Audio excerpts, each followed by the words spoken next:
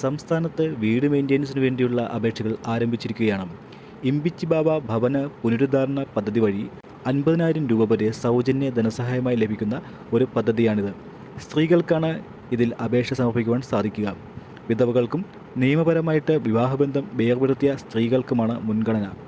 1200 square ഫീറ്റിൽ താഴെ വിസ്തീർണമുള്ള വീടുകൾക്കും വാർഷിക വരുമാനം 1,00,000-ൽ താഴെയുള്ളവർക്കുമാണ് മുൻഗണന ലഭിക്കുന്നത്. പ്രായപൂർത്തിയാകാത്ത മക്കളുള്ളവർക്കും മുൻഗണന നൽകുന്നുണ്ട്.